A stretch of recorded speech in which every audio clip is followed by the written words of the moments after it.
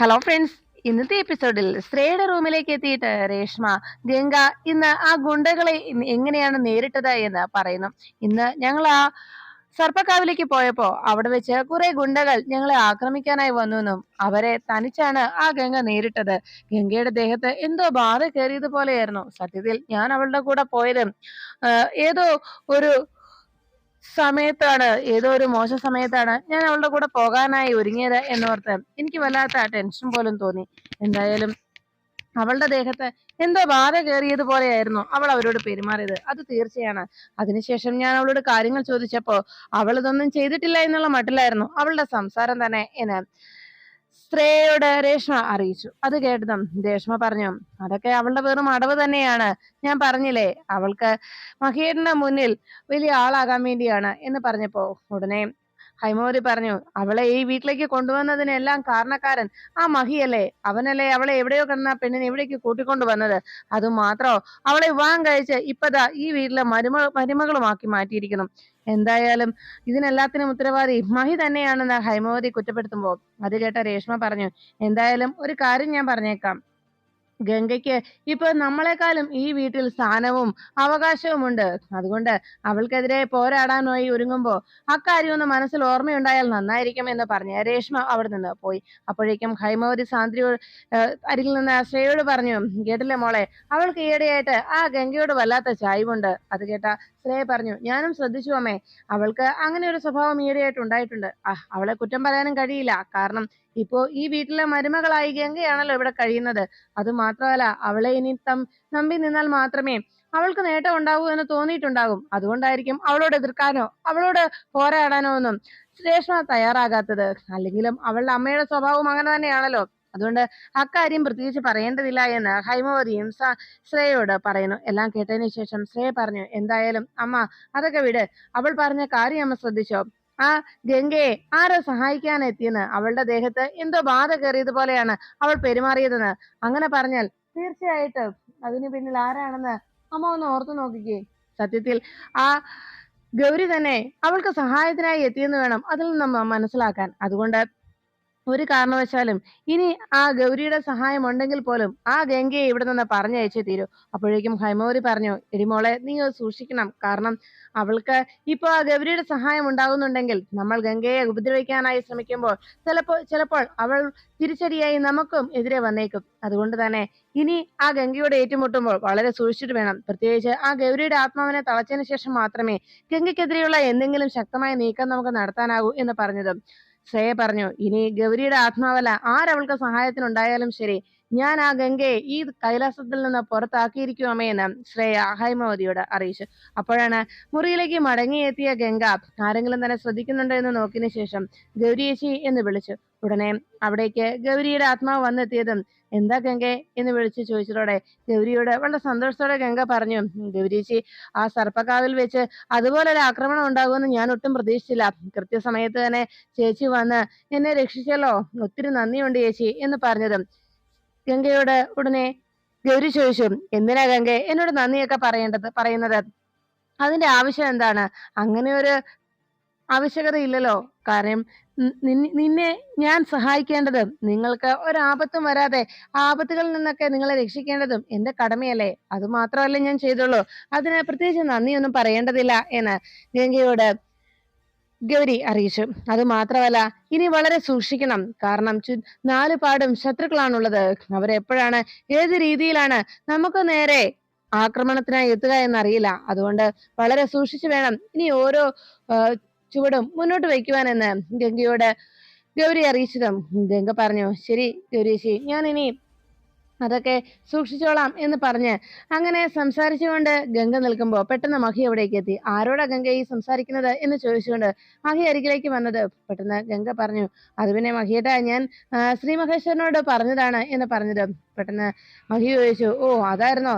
ഞാനോർത്ത് ഇത് ആരോടാ ഈ സമയത്ത് ഗംഗ സംസാരിക്കുന്നതെന്ന്. അല്ല, മാളു എവിടെ എന്ന് ചോദിച്ചതും അവള് അപ്പുറത്തുണ്ട് മഹിയേട്ടാ എന്ന് ഗംഗ മറുപടി നൽകി. അവളെ വിളിച്ച് ഉറങ്ങാൻ പറ, കിടത്തി ഉറക്ക എന്ന് മഹി അറിയിച്ചതും ഗംഗ പറഞ്ഞു, അവളൊന്നും ഇതുവരെ കഴിച്ചിട്ടില്ല, അവളെ ഞാൻ എന്തെങ്കിലും ഭക്ഷണം കൊടുത്തിട്ട് കിടത്തിക്കോളാം മഹിയേട്ടാ എന്ന് പറഞ്ഞിട്ടും എന്നാ ശരി, വേഗം ഭക്ഷണം കഴിപ്പിക്കുക കേട്ടോ, എന്നാ ഗുഡ് നൈറ്റ് എന്ന് പറഞ്ഞ് മഹി അവിടുന്ന് പോയി കഴിയുമ്പോഴേക്കും വേഗം ഗംഗ അരികിലേക്ക് വന്ന് ഗൗരിയേച്ചി എന്ന് വിളിച്ചു. ഉടനെ ഗൗരി പറഞ്ഞു, ഗംഗേ, ഞാനൊരു കാര്യം ചോദിച്ചാൽ ഗംഗയ്ക്ക് അത് ബുദ്ധിമുട്ടാകുമോ എന്ന് ചോദിച്ചതും ഗംഗ പറഞ്ഞു, എന്താണേലും ഗൗരിയേച്ചി ചോദിച്ചോളൂ, അത് എന്നോട് ചോദിക്കാനായിട്ട് ഗൗരിയേച്ചി എന്തെങ്കിലും മടിക്കുന്നത് എന്ന് ചോദിച്ചതും ഗൗരി പറഞ്ഞു, അതെ, എനിക്ക് എന്റെ മാളുവിനെ ഒന്ന് തൊടാനോ അവളെ ഒന്ന് ഉമ്മ കൊടുക്കാനോ ഒന്നും എനിക്ക് കഴിയില്ല. കാരണം മരിക്കുന്നതിന് മുമ്പ് ഞാൻ മഹേറിനോട് കൊടുത്ത വാക്കാണ്. അതുകൊണ്ട് അവളുടെ കാര്യത്തിൽ ഞാൻ ഇടപെടില്ല എന്ന്. അതുകൊണ്ട് എനിക്ക് എന്റെ മോളെ നേരിട്ട് പിടിക്കാൻ കഴിയില്ല. അതുകൊണ്ട് എനിക്ക് ഗംഗയിലൂടെ അത് സാധിക്കും. എന്റെ മോളെ ഒന്ന് ഉമ്മ വെക്കാനും അവൾക്ക് ഭക്ഷണം കൊടുക്കാനും അവളെ ഒന്ന് ചേർത്ത് പിടിക്കാനും എനിക്ക് ഗംഗയിലൂടെ സാധിക്കും. അതാ ഞാൻ ചോദിച്ചത് എന്ന് പറഞ്ഞത്. ഗംഗ പറഞ്ഞു, അയ്യോ, അത് ഞാനെന്താ ഗൗരിച്ചി ചെയ്യേണ്ടത്? ഗൗരിച്ചിക്ക് ഇഷ്ടമുള്ളപ്പോ എന്ത് വേണേലും ചെയ്യാലോ. ഇഷ്ടമുള്ളതൊക്കെ ഗൗരിച്ചിക്ക് ചെയ്യാം. എന്റെ ഈ ശരീരം ഗൗരിച്ചിക്ക് അതിന് ഉപയോഗിക്കാം. ഞാനതിന് ഒരിക്കലും എതിർപ്പ് പറയില്ല. പിന്നെ ഇങ്ങനെ ഒരു സമ്മതമൊന്നും ഒരിക്കലും ചോദിക്കേണ്ട കാര്യവുമില്ല കേട്ടോ എന്ന് ഗംഗ പറയുമ്പോ ഗൗരിക്ക് ഒത്തിരി സന്തോഷമായി. അപ്പോഴേക്കും അവിടേക്ക് മാളു എത്തി. ആഹാ, മാളു എത്തിയല്ലോ എന്ന് ഗംഗ പറഞ്ഞത് കേട്ട് മാളു പറഞ്ഞു, ആ അതെ, ഞാൻ എത്തി എന്ന് ഗംഗ പറഞ്ഞത് കേട്ട് മാളു പറഞ്ഞു. ഉടനെ ഗൗരി അത് കേട്ട് ചിരിച്ചുകൊണ്ട് അങ്ങനെ നിൽക്കുമ്പോ മാളുവിനോട് പറഞ്ഞു, അല്ല, എന്നാ ഇനി നമുക്ക് തുടങ്ങിയാലോ എന്ന് ചോദിച്ചതും, എന്ത് തുടങ്ങാൻ എന്ന് മാളു അന്വേഷിച്ചു. അല്ല, നമുക്കിനി ഭക്ഷണമൊക്കെ കഴിച്ച് കിടന്ന് ഉറങ്ങണ്ടേ, അതാ പറഞ്ഞത് എന്ന് ഗംഗ പറയുമ്പോ മാളു ചോദിച്ചു, ഈ ഗംഗയ്ക്ക് ഇത് എന്താ പറ്റിയത്? ഉടനെ ഗംഗ പറഞ്ഞു, അതെ, ഇനിയിപ്പോ എന്താ വേണ്ടെന്ന് വെച്ചാ ഇഷ്ടം പോലെ ചെയ്തോണം കേട്ടോ എന്ന് ഗംഗ ഗൗരിയോട് പറയുന്നത് കേട്ട് മാളു ചോദിച്ചു, അല്ല ഗൗരി, ഗംഗ എന്താ ഗംഗ ഈ പറഞ്ഞു വരുന്നത്? എനിക്കൊന്നും മനസ്സിലാവുന്നില്ല. ഗംഗയ്ക്ക് വട്ടായോ എന്ന് മാളു ചോദിച്ചത് കേട്ട് ഗംഗ ചിരിക്കുന്നു. അപ്പോഴേക്കും പെട്ടെന്ന് ഗൗരിയുടെ ആത്മാവ് ആ നിമിഷം തന്നെ ഗംഗയുടെ ദേഹത്തേക്ക് പ്രവേശിക്കുന്നു. പെട്ടെന്ന് ഗംഗയ്ക്ക് എന്തോ ഒരു മാറ്റം വന്ന പോലെ മാളുവിന് സംശയം തോന്നി. മാളു മൊത്തത്തിൽ ഒന്ന് ഗംഗയെ നോക്കുമ്പോ മാളുവിന്റെ അരികിലേക്ക് ഗംഗയുടെ ദേഹത്തെ പ്രവേശിച്ച ഗൗരിയുടെ ആത്മാവ് വളരെ സ്നേഹത്തോടെ ചെല്ലുന്നു. മോളെ എന്ന് വിളിച്ച്, ഞാൻ മാളുവിനൊരു ഉമ്മ തരട്ടെ എന്ന് വേഗം ഗംഗ അന്വേഷിച്ചു. അത് കേട്ടതോടെ അതിനെന്താ, തന്നോ എന്നുള്ള മാളുവിന്റെ മറുപടി കേട്ട് വേഗം തന്നെ ഗംഗ അരികിലേക്ക് ചെന്ന് മാളുവിന്റെ രണ്ട് കവിളത്തും മാറി മാറി ഉമ്മ കൊടുക്കുന്നു. മാളു അത് കണ്ട് അതിശയത്തോടെ അങ്ങനെ നോക്കുമ്പോ മാളുവിനെ വീണ്ടും ഉമ്മ കൊടുത്തുകൊണ്ട് അങ്ങനെ ഇരിക്കുന്നത് കണ്ട് മാളു പറഞ്ഞു, ഗംഗയ്ക്ക് എന്റെ അമ്മയുടെ മണമാ, എന്റെ അമ്മ ഉമ്മ തരുന്ന പോലെ തോന്നുന്നു എന്ന് മാളു ഗംഗയോട് അറിയിച്ചു. അങ്ങനെ മാളുവിനെ ചേർത്ത് പിടിച്ച് വീണ്ടും വീണ്ടും മാളുവിന്റെ കവിളത്തും നെറ്റിയിലും ഒക്കെയായി ഗംഗ ഉമ്മ വെച്ച് ഗംഗയെ മാളുവിനെ കയ്യിലെടുത്ത് ആ റൂമിലൊക്കെ വട്ടം ചുറ്റുന്നു. അതിനുശേഷം മോളെ കയ്യിലെടുത്തുകൊണ്ട് ഒത്തിരി കൊഞ്ചിക്കുകയാണ് ഗംഗ. ഗംഗയുടെ ശരീരത്തിൽ പ്രവേശിച്ച ഗൗരി തന്റെ മോളെ ഇത്രയും നാളും കയ്യിലെടുക്കാൻ കഴിയാത്തതിന്റെ വിഷമത്തിൽ ആ സങ്കടം മുഴുവൻ ഗംഗയുടെ ആ ശരീരത്തിൽ പ്രവേശിച്ച ഗൗരിയുടെ ആത്മാവ് അങ്ങനെ മാളുവിനെ സ്നേഹിച്ച് തന്റെ സങ്കടങ്ങളെല്ലാം ഇല്ലാതാക്കുന്നു. അതിനുശേഷം മാളുവിനെ എടുത്തുകൊണ്ട് പോയി നേരെ ഡൈനിങ് ടേബിളിൽ ഇരിക്കുകയും അവിടെ ഇരുന്ന് സ്നേഹത്തോടെ ഭക്ഷണം ഊട്ടുന്നു. പിന്നീട് മാളുവിനെ കയ്യിലെടുത്ത് പാട്ടുപാടി മാളുവിനെ ഉറക്കാനായി ബെഡിനരികിലേക്ക് എത്തി.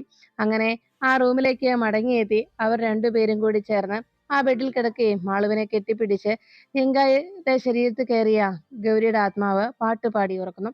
അങ്ങനെ ഗംഗയും മാളുവും മയക്കത്തിലേക്കായി എന്ന് മനസ്സിലാക്കിയ നിമിഷം ഗൗരിയുടെ ആത്മാവ് ഗംഗയുടെ ശരീരത്തിൽ നിന്ന് പുറത്തേക്ക് ഇറങ്ങി.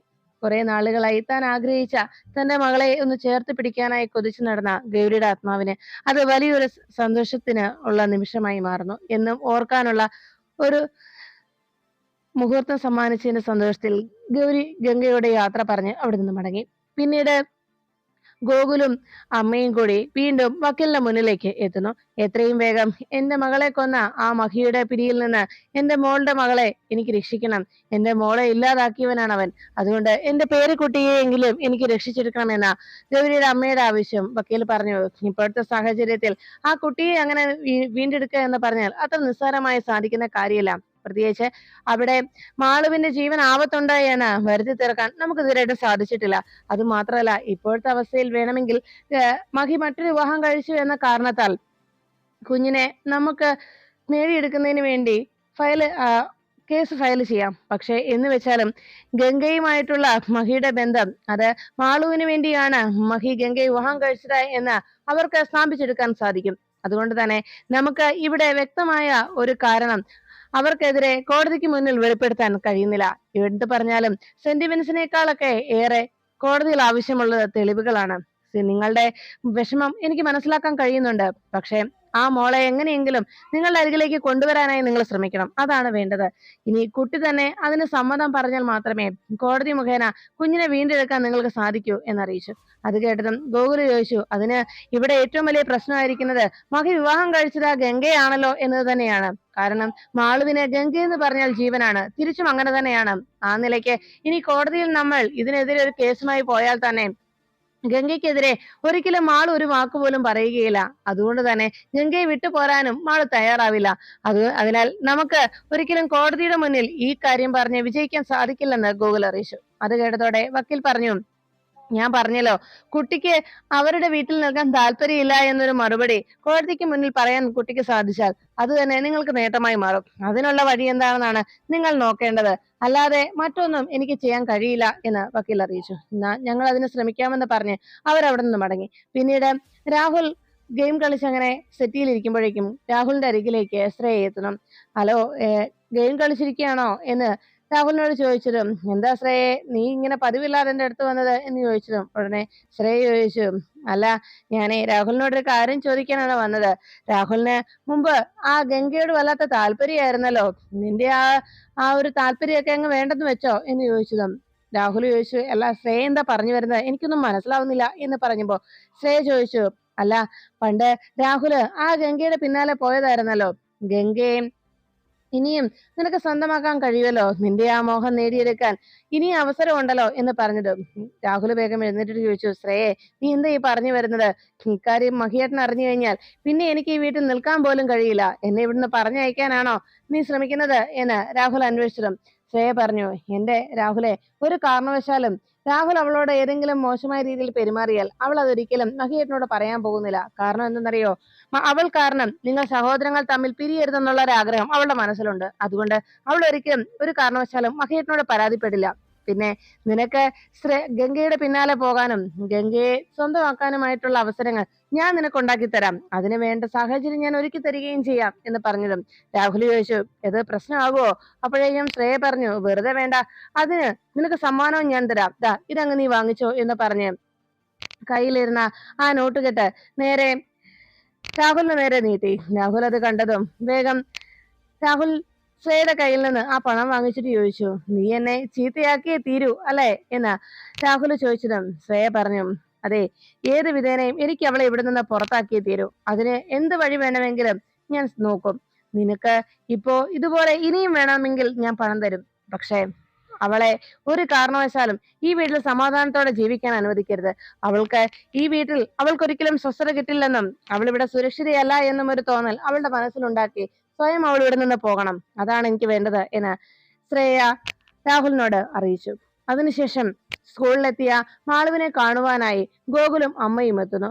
മാളുവിന് സ്വീറ്റ്സും ഒക്കെ വാങ്ങിച്ച് അവർ അവരുടെ മാളുവിന് അരികിലേക്ക് എത്തിയതും, മോൾക്ക് അമ്മമ്മയെ മനസ്സിലായോ എന്ന് ചോദിച്ചു. മാളു മനസ്സിലായി എന്ന് തല കുലുക്കുമ്പോ, ഇത് മോൾക്ക് വേണ്ടി വാങ്ങിച്ചതാ എന്ന് പറഞ്ഞു.